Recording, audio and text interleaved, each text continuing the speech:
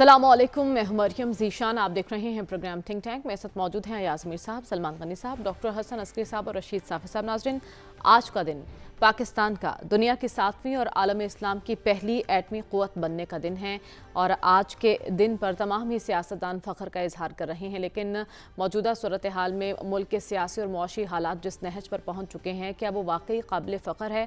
یہ ایک اہم سوال ہے، کیونکہ معاشی استحکام تقاضا کر رہا ہے کہ سیاسی جمود کو توڑا جائے، لیکن یہ کیسے ممکن ہوگا؟ اسی پر ہم بات کریں گے۔ ایاز صاحب، ہم کس طرف جا رہے ہیں، سیاسی استحکام یا انتشار کی طرف؟ پاکستان ایک مشکل وقت سے گزر رہا ہے، اور اس مشکل وقت میں ہم ایک چیز بھول رہے ہیں کہ تشدد کے واقعات جتنے بھی قابل مذمت ہوں، چاہے تشدد کے واقعات شہداء کی یادگاروں کے خلاف ہیں یا کسی اور شخص یا انسٹالیشن کے خلاف ہیں، اس کا یہ مطلب نہیں ہونا چاہیے کہ ریاست اور ریاستی ادارے بھی تشدد کے راہ پر آ جائیں اور قانون کی حکمرانی کی پامالی شروع کر دیں۔ اس سے معاشرے میں بگاڑ پیدا ہوتی ہے۔ حالیہ سالوں میں انگلستان میں، لندن میں، ایسٹ لندن میں بڑے سخت قسم کے رائٹس ہوئی تھی، تشدد آمیز گلاؤ جرائم ہوا تھا۔ وہاں کوئی ادارے نہیں آ گئے تھے، وہاں پہ کوئی غیر آئینی اقدامات نہیں کیے گئے تھے، وہ سارا کچھ جو کیا پولیس نے کیا، اور آرڈنری کورٹس کے سامنے ان کو سزائیں ملی اور انہوں نے وہ دبا دیا۔ ابھی انہی مہینوں میں فرانس میں کتنے سخت مظاہرے ہوئے ہیں، ہر شہر میں ہوئے ہیں، ہر شام کو جلاؤ گھیراؤ تنصیبات کو جلانا۔ یہ ہے، فرانس نے نہ کوئی مارشل لاء ڈکلیئر کی، نہ ملٹری کورٹس بنائے، نہ یہ کہ گھروں پہ رات کو جا کے چھاپے مار کے خواتین سے ایک مخصوص زبان میں گفتگو کی جائے، کجا یہ کہ خواتین کو یہاں سے پکڑا جائے، ایسا وہاں پہ نہیں ہوا۔ ایک اور میں چیز کہہ دوں، انگریزوں کا راج تھا، جب انگریز حاکم قوم تھی، کانکرنگ قوم تھی، اور ہم محکوم تھے۔ انگریزوں نے لا اینڈ آرڈر پولیس کے ذریعے کرتے تھے اور اسپیشل برانچ کے ذریعے۔ انہوں نے ہر ضلع یا ریاست میں یہ جو غیر معمولی چیزیں جو ہم پاکستان میں دیکھتے ہیں، اس قسم کا انہوں نے کوئی سٹرکچر نہیں بنایا تھا، حالانکہ وہ باہر سے آئے ہوئے تھے، 7 سمندر پار تھے، انہوں نے کچھ امر مانے نہیں ہونا چاہیے تھا کہ لوگوں کو یہاں کرش کریں، لیکن وہ بھی بھگت سنگھ نے بھی قتل، ان کے ساتھیوں نے ایک پولیس سپرنٹینڈنٹ کو قتل کیا لاہور میں، یہاں لاہور میں نزدیک ہی جہاں ہمارا دفتر ہے، لیکن اس کو بھی پولیس اور قانون کے تحت کر کے اور آخرکار ٹرائل چلی وہ ہے۔ ہم جس راستے پہ چل رہے ہیں، ہم تو اپنے معاشرے کی بگاڑ کر رہے ہیں۔ جس طریقے کے جو ہمارے یہاں پہ ہیں، یہ ریاست اور ریاستی اداروں کے لیے لمحہ فکریہ ہے کہ یہ آپ کر کیا رہے ہیں۔ ٹھیک ہے، ایٹمی طاقت کے حامل عوام کس راستے پر چل رہے ہیں؟ ایاز صاحب نے یہ سوال اٹھایا۔ سلمان صاحب، آج یوم تکبیر ہے اور اس کو بھرپور انداز میں منایا جا رہا ہے، کیا ہم آج بھی اتنے ہی مضبوط اور محفوظ ہیں؟ دیکھیں، قوموں کی تاریخ میں بعض لمحات جو ہوتے ہیں بڑے اہم اور منفرد ہوتے ہیں، اور ان کی اہمیت اور حیثیت کا مقابلہ صدیاں بھی نہیں کر پاتی۔ 28 مئی 1998 میرے خیال ایک تاریخ ساز دن ہے۔ یہ ایک ہی وقت میں ہمارے لیے یوم عزم بھی ہے، یوم وفا بھی ہے، یوم استحکام بھی ہے۔ دیکھیں، اگر آپ 1998 پہ چلیں تو اس وقت کے حالات بھی کوئی اچھے نہیں تھے، لیکن واجپئی صاحب جب وہاں پہ بست اقتدار آئے تو انہوں نے کہا کہ اکھنڈ بھارت، اس پہ عمل پیرا ہوں گا الیکشن جیت کے، اور اس کے لیے ایٹمی دھماکے بھی کرنے پڑے تو کروں گا۔ مجھے یاد پڑتا ہے مریم، یہ مئی میں ہوئے تو مارچ میں غالباً 5 فروری کو نیلا بٹ کے مقام پہ اس وقت کے پرائم منسٹر نے خطاب کرتے ہوئے ایک فقرہ کہا تھا جس پہ بڑا شور پڑا تھا۔ انہوں نے انڈیا کو مخاطب کرتے ہوئے کہا تھا کہ تمہیں جس چیز پہ ناز ہے ہم اس میں پیچھے نہیں ہیں، تو کبھی غلطی نہ کرنا۔ نام نہیں انہوں نے لیا تھا، اور میں اسی وقت سمجھ گیا تھا کہ انہوں نے کس طرف اشارہ کیا ہے۔ یہ کام ہو چکا ہوا تھا، یہ جنرل ضیاء۔ اس میں دیکھیں، بھٹو صاحب نے اس کی بنیاد رکھی، اور بھٹو صاحب نے بھی جس صورتحال کے اندر اگر ٹائم ہو کہ ڈاکٹر قدیر خان نے پیشکش کی، وہ جرمنی میں تھے جی، انہوں نے جب 1974 میں ایٹمی تجربہ کیا تو ڈاکٹر قدیر نے لیٹر لکھا کہ یہ ہمارے لیے پیغام ہے اور ہم یہ اہلیت اور صلاحیت حاصل کر لیتے ہیں. تو بھٹو صاحب نے لیٹر لکھ کے انہیں بلایا، اس نے جب 3 تجاویز دی اس نے گو ایڈ دیا اور کام شروع ہو گیا. اور اس میں غلام اسحاق خان کا رول ہے. جنرل ضیاء الحق کے دور میں یہ پایا تکمیل تک پہنچ چکا تھا، اعلان نہیں تھا کیا. اب بات یہ کہ جب 11 مئی کو انہوں نے ایٹمی دھماکے کر دیے تو بڑا کلیئر کٹ میسج تھا. اور مجھے یاد پڑتا ہے کہ پاکستانی پرائم منسٹر قازقستان میں تھے، الماتے، وہاں سے انہوں نے اس وقت کے آرمی چیف تھے جنرل جہانگیر کرامت، انہوں نے فون کیا اور انہوں نے کہا کہ ہمیں اس کا جواب دینا ہے اور تیاری کر لیں. اور مجھے یاد پڑتا ہے پاکستانی قوم میں تو ایک جذبہ اور ولولہ تھا اور انہیں تو یقین تھا کہ ہم نے جواب دینا ہی دینا ہے. لیکن میں آپ کو یہ بتاتا چلوں کہ اس وقت کی کیبنٹ میں بھی 2 رائے تھی. اس وقت ہمارے مختلف طبقات یہ کہہ رہے تھے کہ ہماری معاشی صورتحال ایسی نہیں ہے کہ ہم کوئی جواب دیں. لیکن جب قیادتوں کے اندر یکسوئی ہو نا، سنجیدگی ہو، اور یہ جو مضبوطی ہوتی ہے یہ اندر سے ہوتی ہے، کمزوری بھی اندر سے ہوتی ہے. اس وقت کی لیڈرشپ مضبوط تھی، یکسو تھی. اور میں سمجھتا ہوں کہ کچھ بھی کہہ لیں تاریخ میں یہ کریڈٹ نواز شریف کا ہوگا. اور انہوں نے ایک دفعہ پاکستان کو دفاعی حوالے سے خود انحصاری کی منزل پہ پہنچا دیا. اب سالہ سال گزرے ہیں، کوئی جارحیت کا تصور نہیں کر سکتا پاکستان پہ جو یہ کر دیا. لیکن آپ نے اپنی گفتگو میں اس وقت کی معاشی صورتحال کی بات کی، لیکن اس وقت کی جو معاشی صورتحال ہے، ایسی صورتحال ہم نے تاریخ میں کبھی نہیں دیکھی. ڈاکٹر صاحب، ایک ایٹمی طاقت کا حامل ملک اور سیاسی اور معاشی استحکام کو ہم ترس رہے ہیں، اس کی وجہ کیا ہے اور ہم کس طرح سے استحکام حاصل کر پائیں گے؟ دیکھیے، ایک چیز کو سمجھنا ضروری ہے کہ جو ایٹمی قوت ہوتی ہے، ایٹمی ٹیکنالوجی ہوتی ہے، وہ کسی ملک کے دفاع کے حوالے سے اہم ہوتی ہے، جس طرح پاکستان کے دفاع کے لیے اہم ہے، خاص کر نیوکلیر ڈیٹرنس کریٹ کرنے میں ہے. لیکن نیوکلیر ڈیٹرنس جو ہوتا ہے نا، وہ ٹیکنالوجیکل اسپیکٹس ہوتے ہیں، کچھ ڈپلومیٹک اسپیکٹس ہوتے ہیں. ہم ان کی یہاں بات نہیں کر سکتے، لیکن وہ ہوتے ہیں، ہمیں معلوم ہے کیا چیزیں ہیں وہ. لیکن ایک چیز کا ذہن میں رکھیے کہ نیوکلیر ویپن بہت سی صورتوں میں بے معنی ہوتے ہیں. دیکھیے، نیوکلیر ویپن سیکیورٹی آپ کو ایکسٹرنل سیکیورٹی دلوا سکتے ہیں انڈر سرٹن کنڈیشنز، اور ٹائم نہیں ہے ہمارے پاس. لیکن اندرونی مسائل کو وہ حل نہیں کرتے. آپ کی اقتصادیات کو وہ بہتر نہیں کر سکتا نیوکلیر ویپن. اگر فرض کیجئے ملک کے اندر خلفشار ہے تو خلفشار کا حل نیوکلیر ویپن نہیں ہے. اگر ملک کے اندر اقتصادی مسئلہ ہے، اس سے وہ نیوکلیر ویپن کے ہونے سے فرق نہیں پڑتا. آپ سوویت یونین کو بھول گئے ہیں؟ سوویت یونین پاکستان سے بڑی نیوکلیر پاور تھا. کیا ہوا؟ کیوں فیل ہوا سوویت یونین؟ اندر سے. کیونکہ جو نظام تھا اس نے عوام کے مسائل، عوام کی مشکلات، عوام کے ایشو کو ایڈریس نہیں کیا. خاص کر ایک اکنامک کرائسس ڈیولپ ہوا. ایسٹرن یورپ میں کیا ہوا؟ ایسٹرن یورپ میں بھی اکنامک فیلئر تھا، سسٹم بہت مضبوط تھا. یعنی آپ اندازہ نہیں کر سکتے جو کنٹرول میکنزم ایسٹرن یورپ کے اندر ملکوں میں تھے، لیکن وہ سب بیکار ہو گئے. تو لہٰذا یہ بڑی خوشی کی بات ہے کہ پاکستان نے اپنے ایکسٹرنل ڈیفنس کو مضبوط کر لیا ہے، لیکن ہمیں انٹرنل ڈیفنس کو مضبوط کرنا ہے. اور انٹرنل ڈیفنس میں نیوکلیر ویپن بے معنی ہیں. وہاں کیا ہے؟ آپ سیاست کس طرح چلاتے ہیں، اقتصادیات کس طرح چلاتے ہیں. کیا اگر آپ کانسٹیٹیوشنلزم اور جمہوریت میں بلیو کرتے ہیں تو کیا ان پروسیسز کو نافذ کر سکتے ہیں؟ کیا آپ پولیٹیکل اکوموڈیشن میں بلیو کر سکتے ہیں؟ کیا آپ بات چیت سے معاملات کو طے کر سکتے ہیں؟ قوت کے استعمال سے ریاست کبھی عزت حاصل نہیں کرتی. یہ سمجھنا ضروری ہے. بہترین بات کی ڈاکٹر صاحب نے، اندرونی طور پر مضبوط ہونے کی ضرورت ہے. صافی صاحب، یہ کیسے ممکن ہو پائے گا؟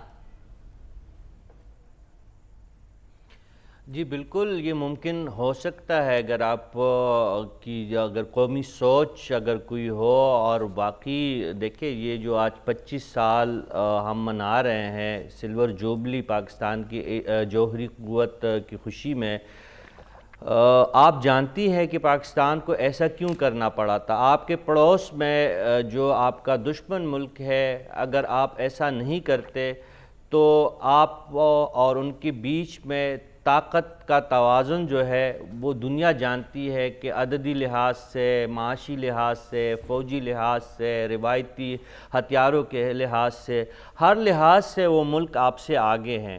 لیکن اس وقت کی قیادت کو دیکھیں آپ، جنہوں نے ایٹم بم کا جو پروجیکٹ کا آغاز کیا تھا وہ بھی قابل تحسین بات ہے، لیکن پھر عالمی قوتوں کی جو ایک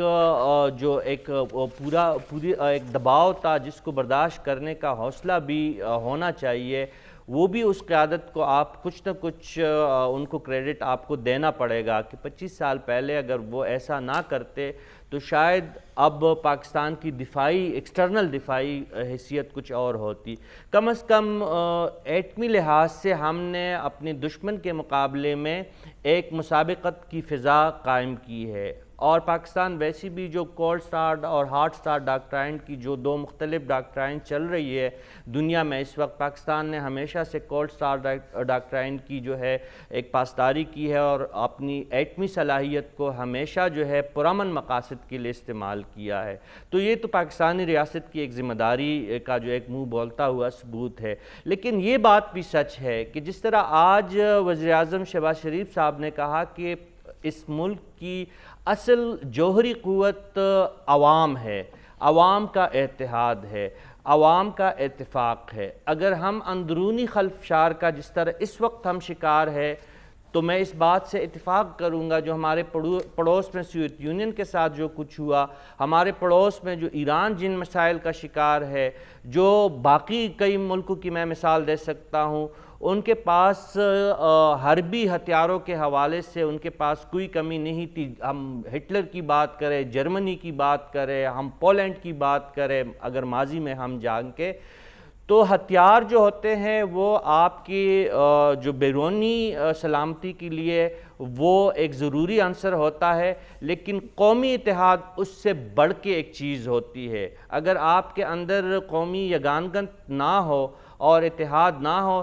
تو بھلے آپ کے پاس ایٹم بم ہو، ہائیڈروجن بم ہو، آپ کے پاس سکیڈ میزائل ہو، آپ کے پاس اسٹیلتھ ٹیکنالوجی ہو، کچھ بھی ہو، تو آپ کی ریاست اور آپ کی مملکت جو ہے وہ محفوظ تصور نہیں ہوتی جس طرح آج ہم ہیں. ہم ایٹمی قوت ہے 25 سال سے، لیکن ریاستی طور پہ ہم انتہائی کمزور ریاست. بالکل آپ نے اندرونی خلفشار کی بات کی اور یہی بات ہم کر رہے ہیں کہ اندرونی خلفشار کس طرح ختم ہوگا. جو سب سے بڑی ذمہ داری وہ تو حکومت وقت کی بنتی ہے، لیکن جس طرح سے ایک سائٹ سے مذاکرات کی بات کی جا رہی ہے اور حکومت کے وقت کے جو رہنما ہیں وہ پھپتیاں کس رہے ہیں اس معاملے پر، تو ایاز صاحب جمہوری نظام حکومت میں جو سیاسی دشمنیاں ہم نے پال رکھی ہیں، یہ طرز عمل ملک کو کس طرف لے کے جا رہا ہے؟ تھوڑا ہم افسانوں اور کہانیوں کے دیش سے تو نکلیں نا. اس قوم نے تو میرے خیال تہیہ کیا ہوا کہ ہم نے افسانوں پہ ہی جینا ہے. 1998 کی کیا کیا باتیں کی گئی ہیں، ناقابل تسخیر ہو گیا، یہ ہو گیا، مان لیا. اگلے سال 20 سال بعد نہیں، فروری مارچ میں کارگل کا ایڈونچر شروع ہو گیا. میں اس کے بارے میں اور کچھ نہیں کہوں گا. اور جب وہ ختم ہوا تو ہمارے شہیدوں کی لاشیں ہم واپس نہ لا سکے. وہ ہمیں ہندوستان نے دیے تھے، وہ لاشیں واپس کی تھی. کرنل شیر خان کی بہادری، شجاعت، وہ ہم نہ جان سکے. ایک ہندوستانی افسر نے اس کی یہاں جیب میں لکھا تھا کہ اس نے اتنی بہادری سے لڑا ہے، اور اس پر پھر نشان حیدر دیا گیا. ہم تو وہ نہیں کر سکے تو ہمارے ایٹمی کون سے ہمارے کام ہے جو ہم کہہ رہے ہیں کہ ایسی ایسی بات ہے جو آج ہم نے اپنی حالت بنا دی ہے اس ملک کی. چھوڑیں 14 مہینے اگر برا لگتا ہے، 75 سال ہی کہتے ہیں. یہ حالت ہماری ہونی چاہیے جو ہماری بن گئی ہے. کوئی ایک محاذ آپ بتا دیں نا جس میں ہم ٹھیک ہو اور ہم نے کوئی آگے کیا ہو. ایک ملک کا ہم نے اچھا بھلا خطہ ہمیں ملا تھا پارٹیشن کی پاداش میں. اسے موومنٹ کہیں، جو بھی کہیں، انگریزوں کی اس وقت کی حکمت عملی کہیں، ایک ملک بن گیا تھا. وہ تو ہم سے چلایا نہ جا سکا. آدھا ملک ہم گنوا بیٹھے، اس سے بھی ہم نے کچھ سیکھا نہیں ہے.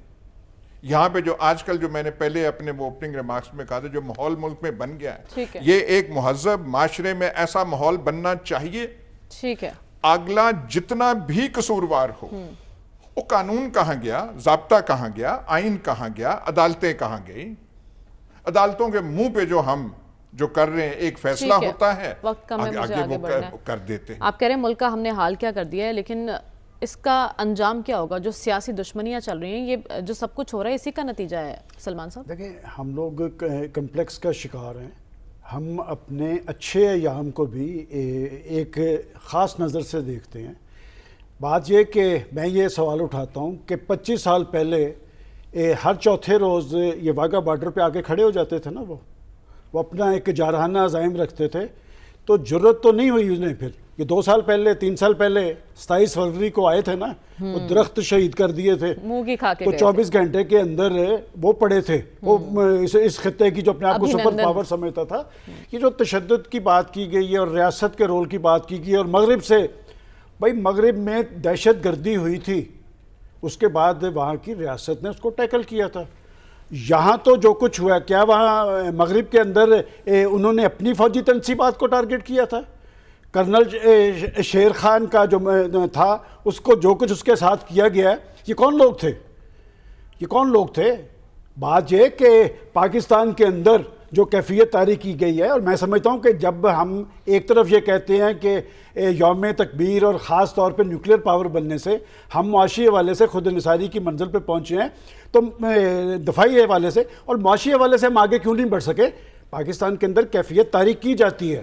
بدقسمتی یہ ہے، یہاں پر حکومتوں میں آ کے پاکستان کو آگے لے جانے کے بجائے اسکور سیٹل کیے جاتے ہیں۔ یہ دیکھیں، ہمیں بات کرنی چاہیے کہ 3-4 سال سے کیا ہو رہا ہے کہ پاکستان کا ایک چیف ایگزیکٹو وہ کہتا ہے کہ میں سب کو اندر کر دوں گا، اور پھر وہ پاکستان کی ریاست سے کھیلتا ہے، ریاستی اداروں سے کھیلتا ہے۔ اس کیفیت میں پاکستان معاشی حوالے سے آگے نہیں جا سکے گا۔ اور اگر کسی کو یہ غلط فہمی ہے کہ پاکستان کوئی ڈاوان ڈول ہے، تو پاکستان ڈاوان ڈول کوئی نہیں ہے۔ پاکستان دفاعی اعتبار سے بھی ٹھیک ہے، اور معاشی حوالے سے بھی ہمیں آگے بڑھنے کے لیے اپنے طرز عمل پہ نظر ثانی کرنی چاہیے گی، سیاستدانوں کو بھی، ہمیں بھی۔ ٹھیک ہے ڈاکٹر صاحب، موجودہ صورتحال جو بن چکی ہے، اس میں بلیم گیم سے کام لیا جا سکتا ہے یا پھر سنجیدہ اقدامات کرنا ہوں گے؟ دیکھیے، اگر ہم بلیم گیم میں رہیں گے تو اس مسئلے سے کوئی حل نہیں ہوگا، اور ہماری آج کے زمانے میں دوسرے ممالک فوجیں نہیں بھیجا کرتے، بلکہ آج کل ایسے ذرائع موجود ہیں کہ فوجیں بارڈر کراس کیے بغیر بھی آپ دوسرے ملک کا نقصان کر سکتے ہیں۔ 5th جنریشن وار۔ تو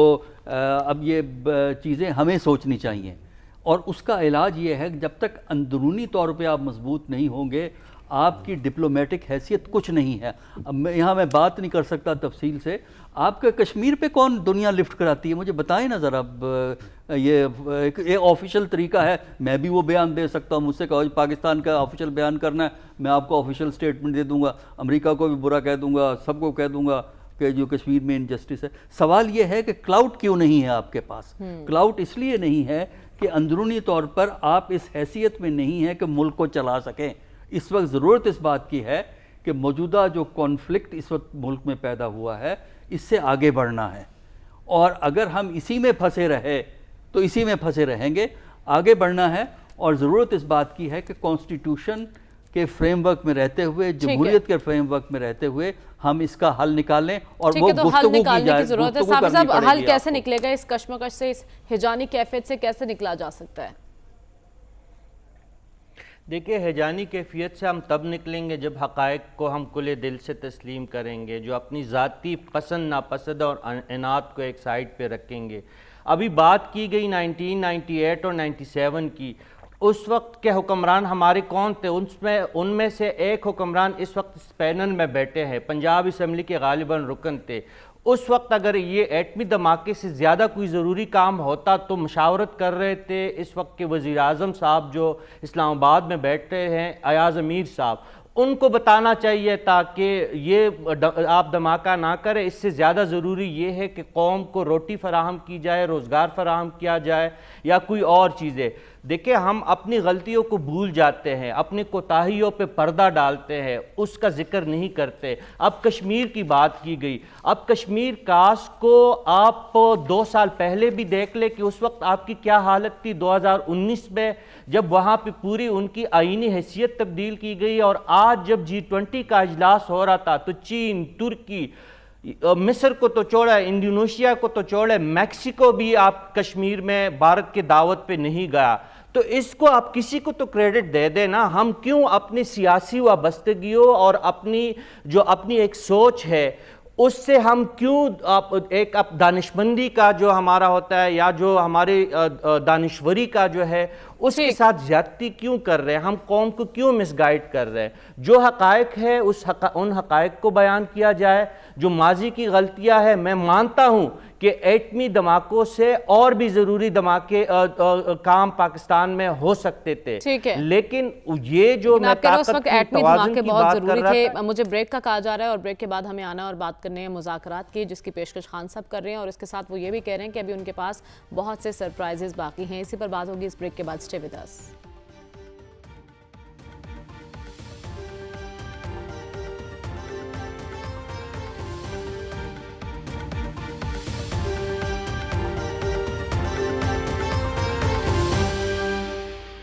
ویلکم بیک ناظرین۔ چیئرمین تحریک انصاف مذاکرات کی بار بار بات کر رہے ہیں اور اپنی سنجیدگی کا اظہار کرتے ہوئے انہوں نے ایک 7 رکنی کمیٹی بھی بنا دی ہے، اور ساتھ میں وہ یہ بھی کہہ رہے ہیں کہ ان کے پاس ابھی بہت سے سرپرائزز باقی ہیں۔ تو یہ سرپرائزز کیا ہو سکتے ہیں؟ یا صاحب کیا ابھی بھی کوئی ترک کے پتے ہیں خان صاحب کے پاس، وہ اس پوزیشن میں ہیں کہ کوئی سرپرائز دے سکیں؟ ایک تو اپنے آپ پہ وہ احسان کریں گے کہ یہ والی لینگویج چھوڑ دیں کہ میں نے ایک اور سرپرائز دینا ہے۔ یہ کوئی میچور گفتگو نہیں ہے، اور جو موجودہ حالات ہیں اس میں کم از کم ایسی گفتگو کا تقاضا نہیں بنتا۔ وہ جو پہلے کہتے تھے میں سرپرائز دوں گا، سرپرائز کیا تھا؟ وہ قاسم سوری نے وہ اسمبلیاں وہ جو ہے وہ توڑ دی تھیں۔ میں ایک اور سرپرائز ہے کہ میں پنجاب اسمبلی توڑ رہا ہوں۔ یہ سرپرائزز نہیں ان کے لیے مشکلات پیدا کی ہیں، ایسے ان کو نہیں کرنا چاہیے۔ دوسری طرف سے جس راستے پہ ہمارے دوسرے لگے ہوئے ہیں، اب میں بار بار ریاستی ادارے کہوں گا، وہ بھی آپ کو ناگوار گزرے گا، وہ جو کر رہے ہیں وہ بھی مطلب کیا، وہ بھی تباہ کن راستہ ہے۔ تھوڑی سی ہمیں میچورٹی چاہیے، دونوں سائڈ سے ہمیں چاہیے۔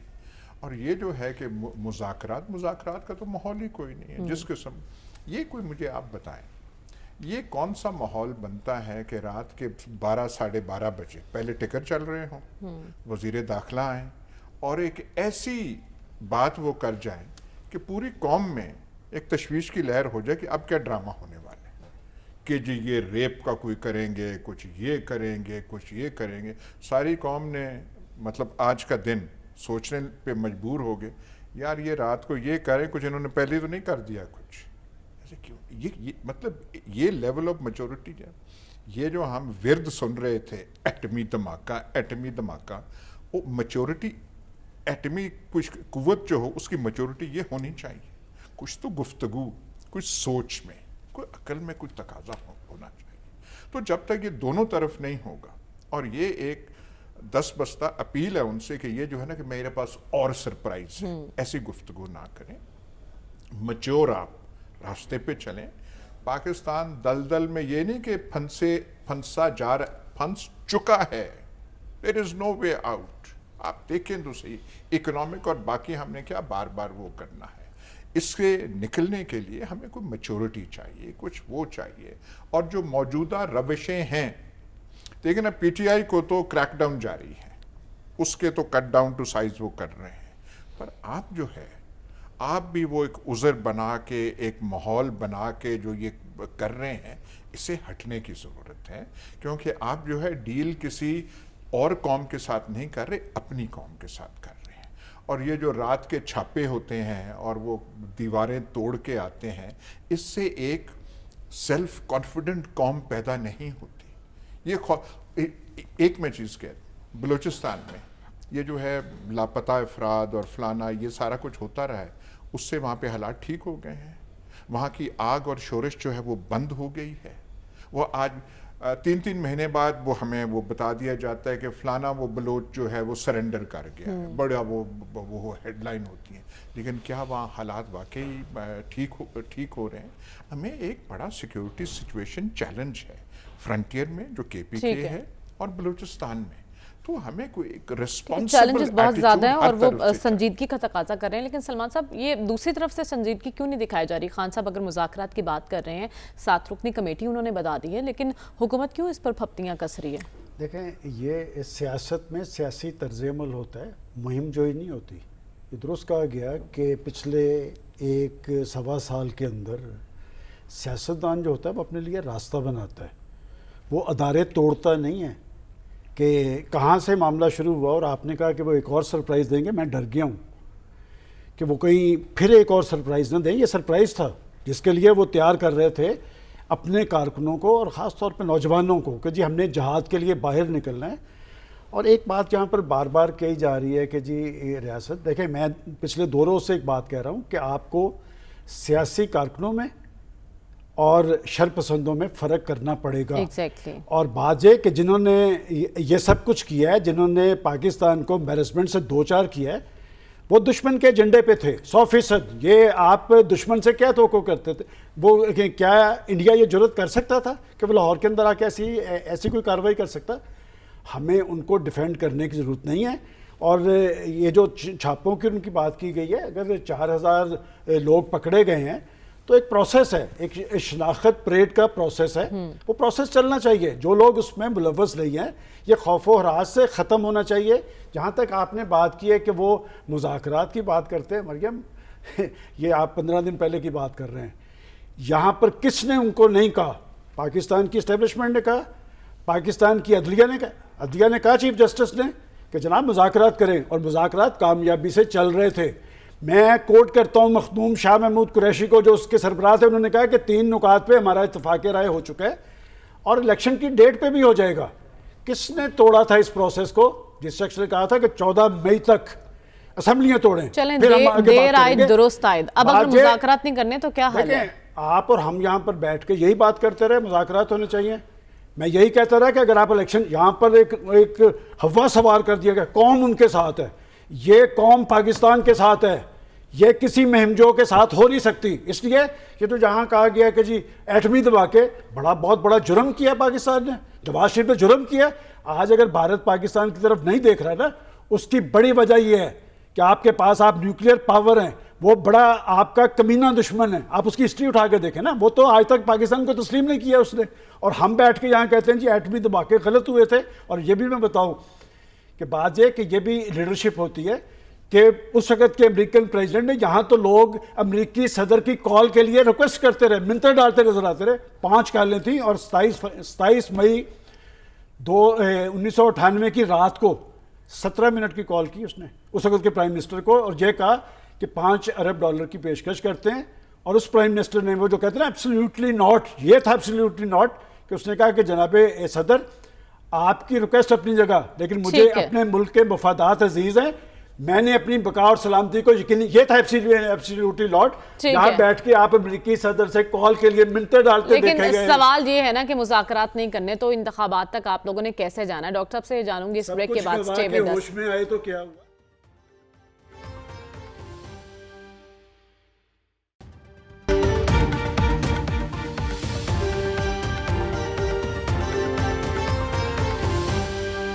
Welcome back. خان صاحب بات کر رہے ہیں مذاکرات کی اور سرپرائز کی۔ حکومت انکاری ہے، وہ کہہ رہی ہے کہ بڑی دیر کر دی مہرباں آتے آتے، لیکن اگر مذاکرات نہیں کرنے تو پھر انتخابات کیسے ہوں گے؟ انتخابات تک کیسے پہنچنا ہے ڈاکٹر صاحب؟ دیکھیے ابھی انتخابات کو تو آپ بند ہی سمجھیں، وہ تو بعد میں ہم بات کریں گے، کیونکہ اس سے پہلے کچھ کنڈیشنز کی ضرورت ہے۔ اس وقت جو ہے نا، یہ جو پوائنٹ آف ویو تھا اسٹیبلشمنٹ کا وہ آ گیا، بڑا واضح طور پر آ گیا، مذمت واضح طور پہ ہو گئی، جو غلط کام ہوئے 9 تاریخ کو مذمت ہو گئی اور سب نے مذمت کی۔ لیکن اب ہمیں آگے بڑھنا ہے، میں بار بار اس میں کہہ رہا ہوں، اور اس کے لیے پہلے تو جو اس وقت جو کانفلکٹ کی فضا ہے اس کو آپ کم کریں، ٹینشن کی فضا کو کم کریں، اور ریاست کی اپنی شناخت جو ہے وہ قوت کا استعمال نہیں ہے، باہمی رضامندی ہوتی ہے۔ اور اگر ہم اسی چکر میں پڑے رہے کہ ایک دوسرے کو جھوٹا ثابت کرنا ہے تو پھر وہ ماحول نہیں بنے گا. پہلے تو ماحول کو امپروو کرنے کی ضرورت ہے، جس کا مطلب یہ ہے کہ ریاست کو اپنے اختیارات کو استعمال کرتے وقت تھوڑا سا محتاط ہونا ضروری ہے.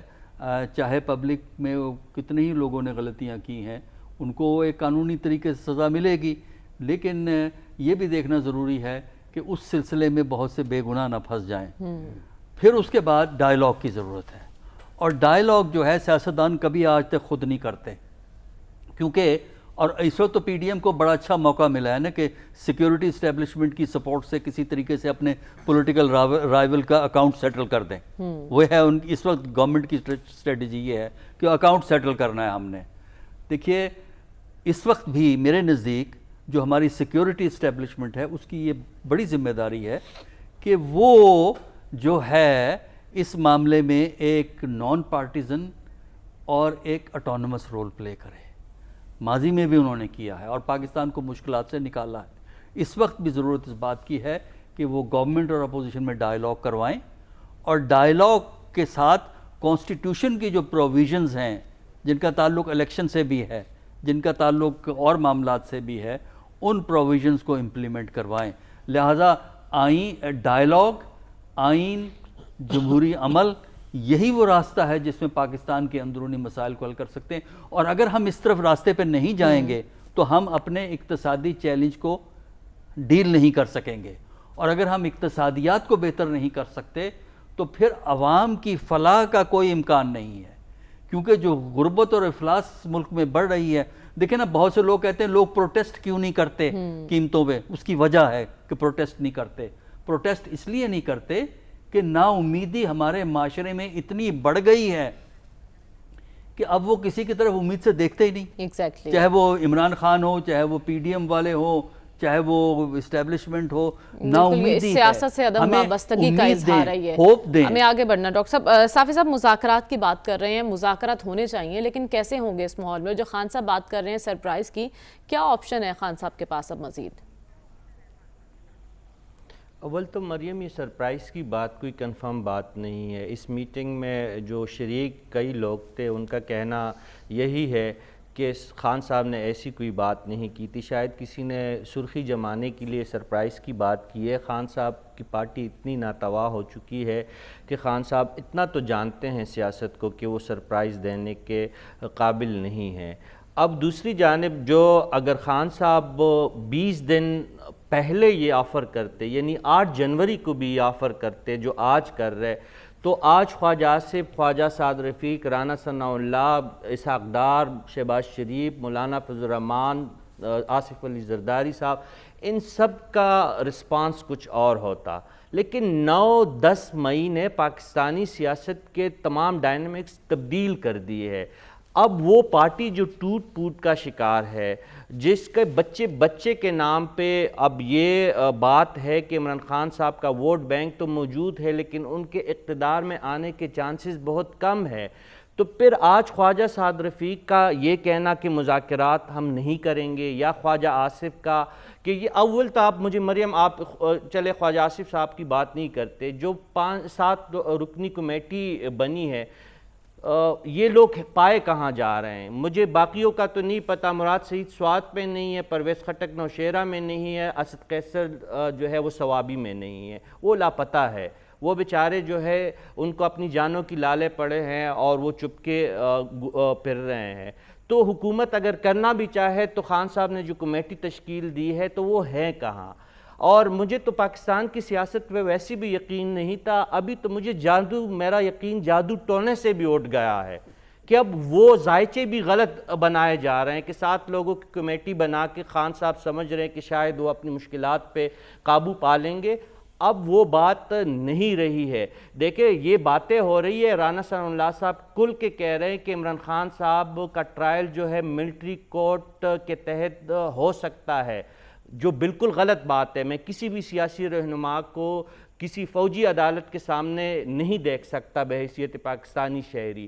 لیکن آپ اگر ان کو بڑی سزاؤں سے ڈرائیں گے تو آخر وہ راضی شاید اس بات پہ ان کا مقصد یہی ہے کہ جلا وطنی پہ وہ راضی کرے. اور یہ ماضی میں ہم نے دیکھا ہے کہ نواز شریف کو بھی اسی طرح ڈرایا گیا تھا, ان کو بھی اسی طرح موت کی سزاؤں سے اور پتہ نہیں ان کے خاندان کے ساتھ جو ایک سخت رویے کے ڈر سے جو ہے نواز شریف صاحب بھی مشرف کے زمانے میں وطن چھوڑنے پہ مجبور بالآخر ہو گئے تھے. ابتدا میں انہوں نے بھی کہا تھا کہ میں نے ملک نہیں چھوڑنا. تو مجھے مذاکرات جو ہے پی ٹی آئی کے ساتھ کوئی مجھے ایسے امکانات اس کے نظر نہیں آتے, اور بالفرض اگر کسی مرحلے پہ مذاکرات شروع بھی ہوتے ہیں تو نتائج جو ہے وہ مجھے اس کے کچھ مثبت نتائج نظر نہیں آ رہے. ٹھیک ہے, آپ کو مذاکرات کے کوئی امکانات دکھائی نہیں دے رہے. آنے والے دن بھی پاکستانی سیاست کے لیے کیسے ہوں گے کچھ بھی کہنا قبل از وقت ہے. آج کے پروگرام کا وقت ختم ہوا چاہتا ہے, ہمیں اجازت دیجیے. اللہ حافظ.